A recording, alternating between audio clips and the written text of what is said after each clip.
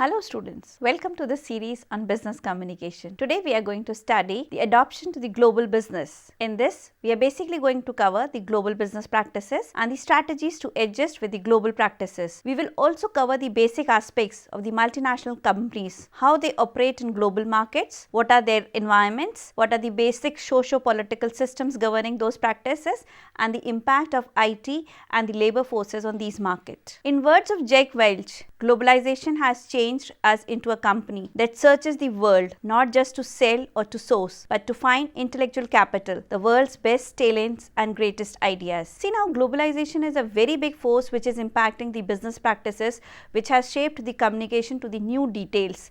The communication is also by the strategies and the policies and the kind of the international laws which govern the businesses. Now, what is a strategy? How businesses take place are basically determined or take shape according to the design of the strategy. Strategy is designed in such a way so as to create new markets, spot new products, and to elaborate the business diversifications to the new market. The international growth in today's era is important because we are in the era of globalization, where the interconnected world is happening a new way of civilization. Through the internet and technology, we have reached to the millions of the people. The growth is through acquisition, mergers, joint ventures, and you have many issues which impact the world processes. Now let's study the basic factors which impact the global business practices. The basic factors are the political, social, economic, and technological. Now the political force is the biggest force. Before starting a business, you definitely have to understand the political philosophy of a particular country. The political doctrine is important because this basically gives you the stability to the business. The basic ethics or the subsidies or the basic structure to the shape is given by the policy of the government.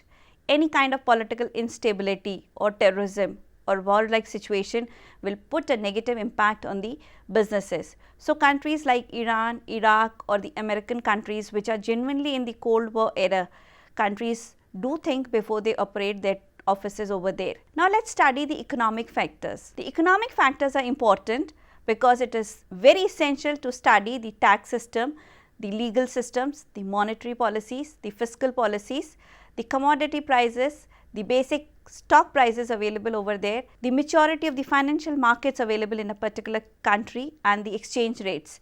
Now these factors are important and they are specific to each country. The exchange rates would basically determine the price of a commodity in the domestic and a host market in a different way. So if you have to understand the business, you have to understand the ethics of each country separately, and then you can go for multilateral agreements or multilateral trade relationships. Social factors are important because the business is genuinely existing into a social context which is designed by the values, norms, practices, language, culture, and religion. Any product which puts a positive impact on the host population of the local design of the culture is genuinely accepted by the people. So any global company also has to take into consideration the local concepts. Technological factors do shape business to a very big stretch. The technological impacts, that is, what is the availability of bandwidth in a particular country, what is the kind of ownership of the PC, or what is the impact of IT, what is the education over there, what is the kind of awareness is there. The compatibility of technology in the host country is essential to build up an operating system in the foreign destination. Now this is all about the factors which genuinely shape the forces of globalization. Globalization is a system of interconnected economies and countries working together into a single kind of a market system where the products and the principles and the systems and services merge together to give you better services with better options.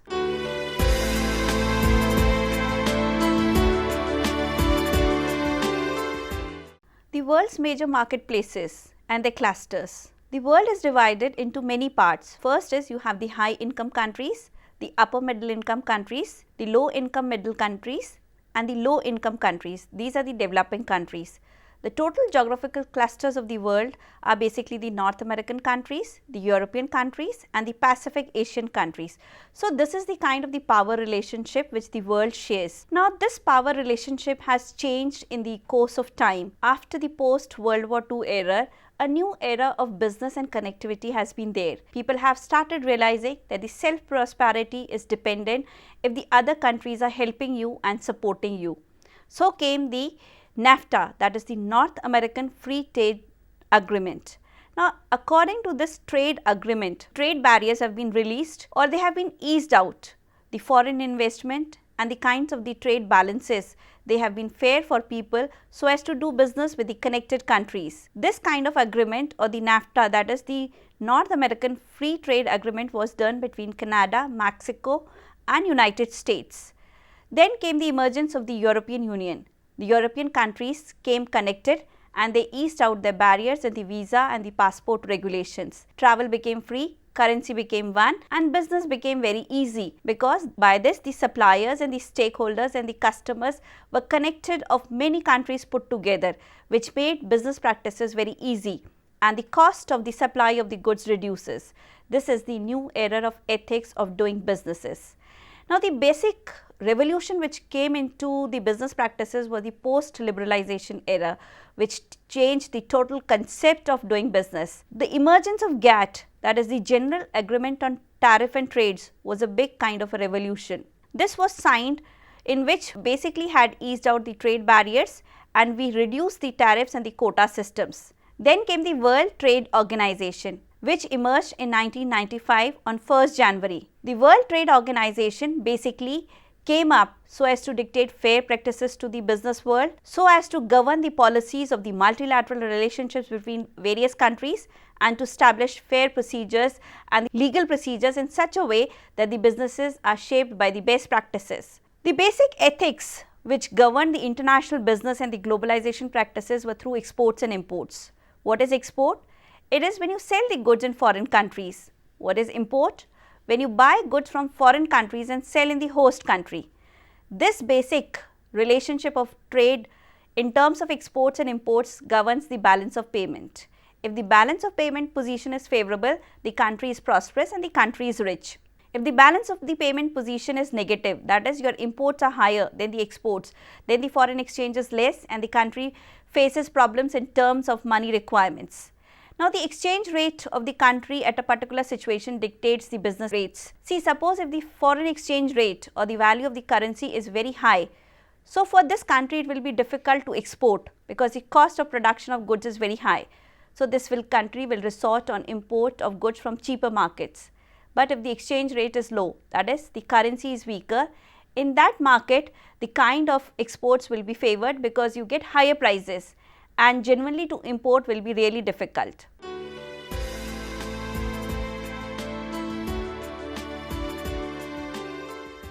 Now, going international is a big way, or it is a kind of an ethic which is genuinely done on the basis when you have some kind of business practices which do need better practices, better diversification, better markets and better practices. When you enter into a domestic market and you see new opportunities, you try to export things. The first entry of going international is by establishing your branch offices in foreign countries or through outsourcing or offshoring. These are the basic practices or the first step to go international. Then either these business practices could be governed by the exports you do, the imports you do, or you establish your international firms in terms of offices there. The basic agents which govern the markets could be the supply agents or the dealers or the commission agents, which are in the international market, which dictate the supply chain. Now, the strategic alliance or the joint ventures is a big way which business practices arrange, because the cost of investment is very high and the technology transfer from two countries is difficult. So, we form strategic alliance so as to reduce the cost of investment and have better practices through better technology. The foreign direct investment is another way of opting businesses in foreign markets. Now, let's see this diagram. This is the international involvement through globalization. There is high involvement in foreign markets through foreign direct investment, strategic alliances, branch offices. There is low involvement when you go for licensing or for independent agents. Now, the barriers to international trade still dictate the market because it's a difficult practice to go global or to go international. You have the socio-cultural differences, you have the economic differences and the legal impacts which govern the business practices. So, people who are genuinely able to overcome these kinds of barriers are able to work in international markets, and if the barriers could not be overcome, the practices can go wrong and you can enter into losses. The legal and the political differences generally relate to the quota practices, to the tariff systems, to the subsidies offered by the various governments in each country is different. Now, the legal practices would be related to the monetary and the fiscal policies, to the control of the ownership rights, the kind of the patent rights, the intellectual property rights, everything is different. So, the business practices have to study the various laws in terms of the host country and in terms of the guest country. Most of the times things become difficult because most of the practitioners of the business form cartels where they genuinely control the supply and the prices of the goods. So, maybe the foreign prices are governed not by a government structure, but they are governed by the free market economics, where most of the players come into the market and try to dictate their own prices according to the demand and the supply.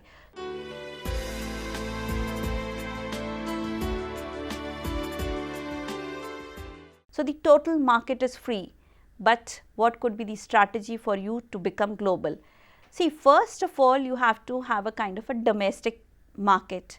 You have to establish a business in the domestic aspect in terms you must be a company in your own right. This company can go international by opening a branch office in the foreign country, and then when the branch office is successful, it can become a multinational company. How does a company become multinational company? The company basically manufactures, designs, markets the products according to the various markets available into the market.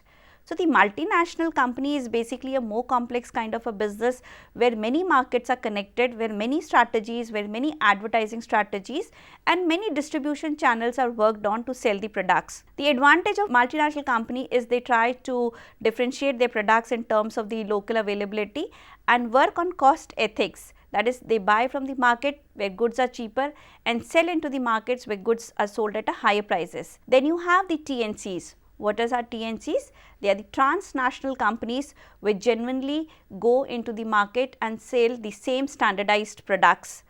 Then you have the basic international companies. International companies are those companies who have the universal brands working all over the world. Like you have the Sony or you have IBM companies which genuinely sell the same products at all markets and all regions. Now, globalization is basically a force where the national economies and the business systems are becoming interlinked in such a way that the basic diversification takes place at specific needs according to the needs of the business markets and the practices. The market economy has emerged in such a way that the socialism and capitalism forces have become weak. The economic independence has become important. The technological connectivity has become important. The dictation of market is not by patriotism, but by profits. The cost governs the ethics. The total market is like a neighborhood. You buy things at lower cost and work on price ethics. Now, the communication and the transportation cost which govern the global market are shown in this diagram. Telecommunication genuinely which impacts the world market is through the internet, the satellite connectivity and the wireless technology, making the world like a global village. The optical fiber is also impacting the business practices. Let's see the factors of production into the global market. Here the factors of production in terms of labor, energy, land and capital are become universally available for people. The kind of legal barriers are decreasing. People can own resources at any country or at any point according to the prices which they have. So, globalization of market is not only to share an idea or a product. It is basically a kind of a transfer of knowledge portals. It is kind of an agenda or a forum where you are not only sharing products, but your operating strategies are also being shared, your processes are synchronized and your brand names are also working. Let's see the constants of the globalization forces working into the international markets where communication becomes difficult. We have shown you in this diagrams. First is difference in the social cultures, difference in the national differences of the business systems, the differences in the consumer behavior and the protectionist counter trends which happen in most of the global markets. The challenges before the management to overcome these forces of globalization are at the entry level. Managing people at the multinational level where the workforce diversity in terms of culture and language is becoming a very serious issue. Locating the activities available in particular markets at local areas becomes an area which has to be studied and researched upon. the globalization, standardization and customization has to be done in such a way that it synchronizes with the local needs. Now, the global standardization strategies which generally dictate the market, they are the global standard strategies and the customization strategies. See, what are standardized strategies? It is like treating the world market as one big market where your process and systems become standardized, but the localization strategy would design the product according to the climatic conditions and according to the taste, needs and the religious perceptions of the people into the host market. So, once you have to enter into standardized procedures in terms of manufacturing, in terms of quality, standards are important. International global strategies dictate those standards, but in terms of selling things you have to be very local in terms of understanding the micro aspects of the consumers. Now, let us study global capitalism. See, global capitalism is a kind of a free economy which is not just instantly happening. It is becoming a kind of a big issue or a big practice just because of technology, failures of socialism and the East Asia success. Now, why East Asia success is important? Because here the most of the cheap labor is resident. This kind of labor has been educated, this kind of labor has been connected and this kind of labor has been used up by the world economies, which is dominating the cost ethics of doing business. And so, the total scenario of the business changes in terms of international ethics, because now the outsourcing, the offshoring of business becomes easy. The international business genuinely has millions of customers joined together through the CRM processes. You have cheap labor markets, the markets flooded with goods from various countries and various brands. The organizations have become more kind of knowledge based, that is, it is not only the physical assets are becoming important, knowledge in terms of know-how is also becoming important, that is the softer aspects of technology, that is in terms of loyalty, attitude, commitment is also becoming a kind of asset which most of the organizations do value.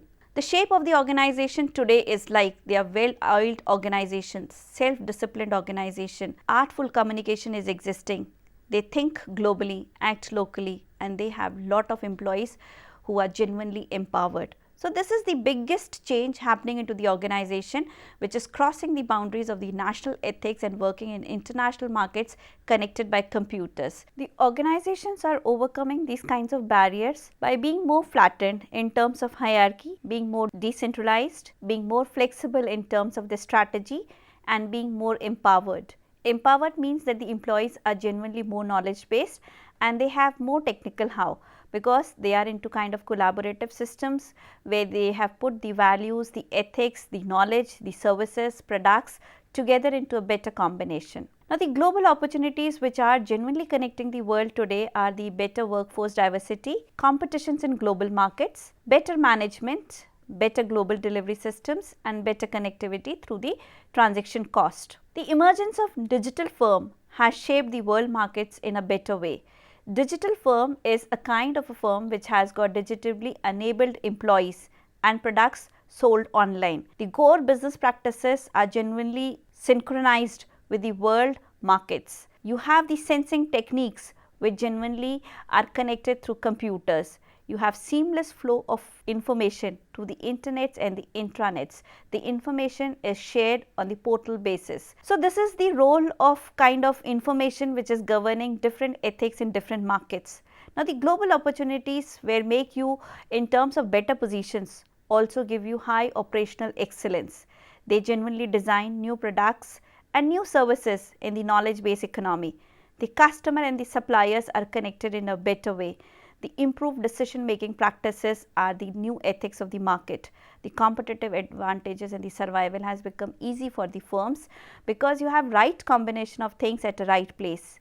The effectiveness, efficiency and the best practices are genuinely the result of the synchronization and the collaboration. The strategic objective of the total business systems is to have a kind of a competition where the products are emerging with shorter and better life cycle products. You have to react to the turbulent market and come up with the kind of new design strategies and new design products. You have to expand the employee base. Now, let us study the global business challenges. The global business challenges are beautifully displayed in this diagram. See these modules. In this you have the global IT business strategies, then you have the global business architecture, you have the global information issues and you have the global systems. This is the total management areas which are genuinely governing the world markets. Now, the IT strategy would be connectivity through the internet or the intranet. The enterprise architecture is the kind of the emergence of the virtual organizations, which are generally in terms only available on the physical spaces of the computers. The global information system is again the kind of the connectivity to the various internets, and the global system development is like you genuinely had a collaborative kind of a process which synchronizes various markets. Now, this kind of business practices which are governing the world market basically depends on the nature of the industry. It also depends on the competitive factors and when the environmental factors available in the particular economy. If these factors are favorable, then only this kind of system can emerge. But then there are many businesses where these kind of practices are not prevailing, and genuinely the customers are depending on the local services and the local products. So, the basic drivers for governing the businesses could be better because you have a market synchronized by the drivers. What are these drivers? Let's see in this diagram. You have the global customers wanting better products and better services because they are more knowledgeable, more aware and more educated. These are the urban markets. Then you have the global products designed and shaped by the international practices, better quality and better kind of technology. Then you have the global operations and resources. Global operations and resources is every country has a kind of a resource which is genuinely not available in other countries. So, you have geocentrical geographical conditions dictating the resources.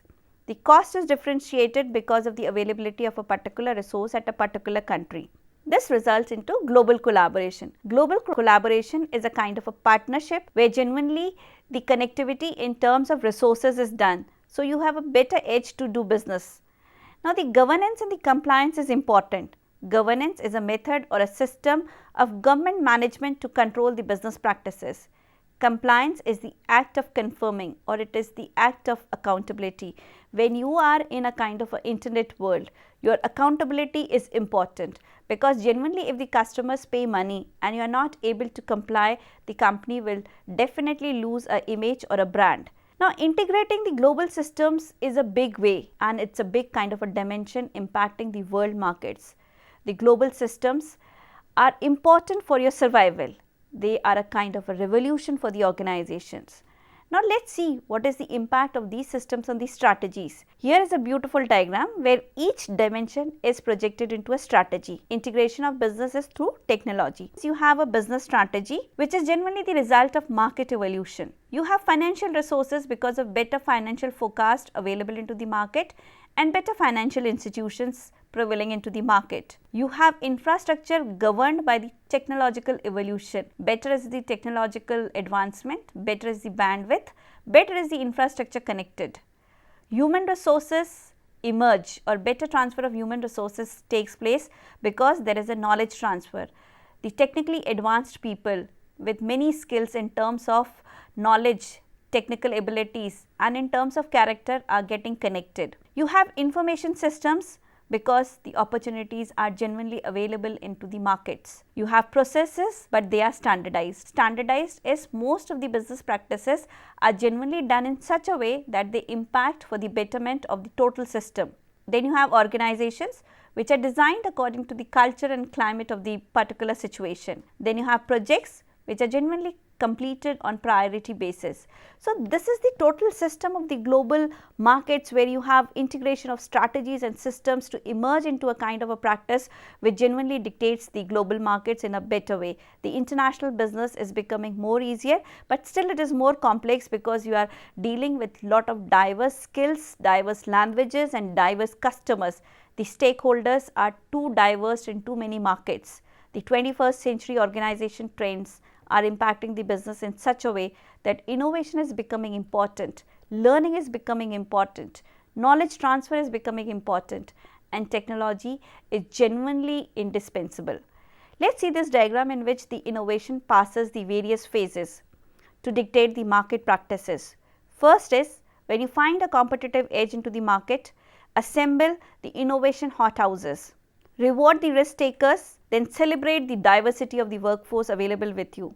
Look around to the world also and mix practitioners and developers together to design better products and better services.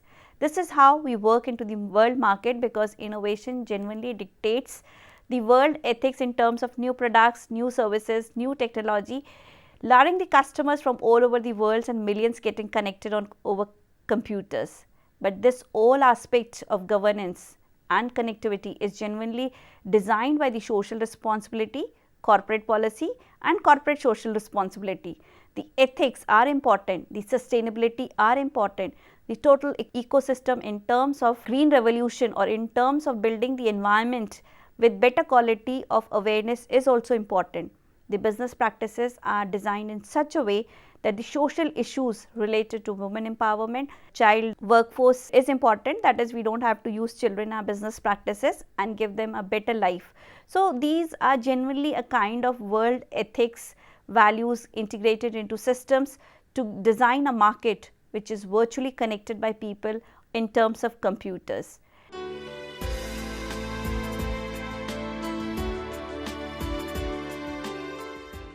Virtualization is a new trend impacting the world markets. Now, what is virtualization? Virtualization is a framework of dividing the resources of a computer into multiple execution of environment. Virtualization software allows multiple programs on a single machine and move programs from one computer to another and then fly. So, this is a kind of a virtualization is genuinely most of the operations are taking online. The organizations are virtually getting connected because of social networking. Let's see in this pyramid where social networking has given advantages to the organization. You have passive search, you have boomerangs and you have marketing networks. Now, passive search is a search through computers of the employees and the people who have the best capabilities connected together. See, like Google search is designing a Wikipedia where knowledge is required. So, all the experts from all over the world who genuinely have knowledge can get connected, write and send. They are paid electronically. So, this is how passive search starts with people to look into the knowledge areas which are more specialized, expertised area and research based. But the world is connected. Anywhere you are sitting, you can get connected. Boomerangs is an effort or a strategy designed by the company in such a way that the websites try to search for employees who have worked with the company previously and want to return back. If they come back to the company, it will be at a lesser cost because the hiring cost is less and they are generally updated with all the techniques of the markets. Then marketing networking is a kind of a connectivity where you are advertising products through social networking. The word of mouth publicity becomes very important for people to genuinely sell the products through networks. The virtual trade is important because let's see in this diagram you have the virtual organization in terms of the virtual market. Two primary types of virtual trends which govern the market are the virtual worlds and the virtual workforce. We have shown you in this diagram, you have a virtual organization put into this cup which has virtual workforce or taking the connectivity from the world markets. Now, the virtual workforce is a kind of a workforce which is working anywhere in the world in any situation, whether it is rural or urban, but any kind of technical aspect gets connected through the computers. This has genuinely impacted the businesses because it is more realistic in terms because it is convenient and it has reduced the mobility of the people. It has catered to their personal lifestyles. It genuinely has designed the businesses with virtual communications to better strategies.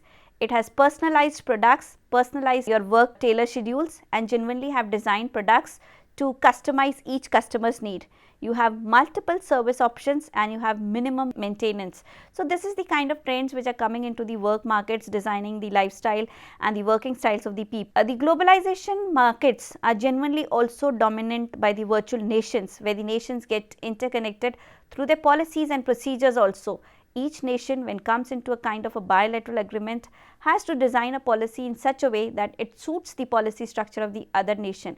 Then one more country gets connected, it becomes multilateral. So, you have virtual nations genuinely connected by the virtual effect of the computers. The corporate life is becoming more flexible because the people working into the kind of the companies are big assets. Any company which is valuable because their employees are important in terms of knowledge and technical know-how. Companies genuinely not only have physical assets which genuinely add up to the accountability of the company in terms of their book value. The company's total asset value is also estimated by the knowledge of the employees. Knowledgeable employees are important because you genuinely genuinely have to deal with the technology transfer. You are dealing with the global supply chains where you are getting connected with the stakeholders also. The joint ventures in terms of connectivity is becoming important, and you have free trade agreements which generally need to be studied by legal practitioners. Then you have mergers and buyouts or takeovers, genuinely where knowledgeable people work in a better options. Let's see this new world where the markets are connected. In this diagram, how they are connected. First is you have a cultural frame of the home country, you have a cultural frame of the foreign country, that is the non-home country. Then you have the sender and the receiver. In between, these are connected by the ethnocentrism culture, false attributes, stereotypes, etiquettes in terms of non-verbal behavior, time and place also impacts, the status and the power styles of the people impact, and the language impact the business practices. So when you are working online or offline, both these practices and both the host market become important. And the new need for effective HR support is required because you have to train people in all these aspects, whether it is body language or it is the style or the language in terms of oral communication. Let's see in this diagram where you have the x and the y axis. On y axis you have the operational maturity. On the x axis you have the organizational maturity. The strategy develops into kind of skills for marketing, into skills for product services, into skills for organization design, into resource management, and then it is basically enhances the shareholders values. So this diagram basically explains you how from each step from strategy how you get the enhanced shareholders value in terms of the last output. So this is an important global strategic driver which helps to design the markets in a better way. Now let's see the global market trends in terms of reality, what is happening to the world markets. Organization in terms of connectivity are increasing, the speed of change is impacting in a better way, cost of transaction is reducing, technology is impacting, and then the interconnected markets are increasing. The customer based demand is genuinely tailor made. The new market creation in this diagram is shown because genuinely all the companies need to create and design products for different markets. You have the customer base today, you have the unexploited opportunity, and you have the unexploited markets also. But then for you it is important that you create new market. The leadership challenges, that is, it's changing in the new economy. In the old economy, it was a kind of incremental change where the leaders had to deal with little changes. But in the new economy, the constant and the radical change is happening in such a way that the leaders definitely have to have more pressure to deal with these changes. Then you have the business concept of innovation designed in such a way that the business models in terms of innovative practices have to be built in a better way. Then you have the organization culture. Now the organization culture is basically in the globalized world has to be studied in a better way because the strategy, the organization in terms of leadership and values and the global business is genuinely a kind of a vast topic which requires immense skills on part of employees and on part of customers to genuinely get connected into a world which is designed and dictated by the global forces of liberalization and genuinely free trade. This free trade is genuinely a boon to the Indian customers and to the foreign customers because you are getting better products and better services at cost which is much lower than decades back. The only cost which is impacting the economy is the energy cost. Otherwise, most of the products genuinely have had a kind of a cost which is genuinely affordable by most of the customers, not only in urban areas but into the rural markets. This is genuinely a magical world of global connectivity where the adoption of the business practices has made life better for people. I hope these students must have understood the impact of the global strategies in terms of connectivity and how you can connect or adopt to the global business practices. Thank you, students.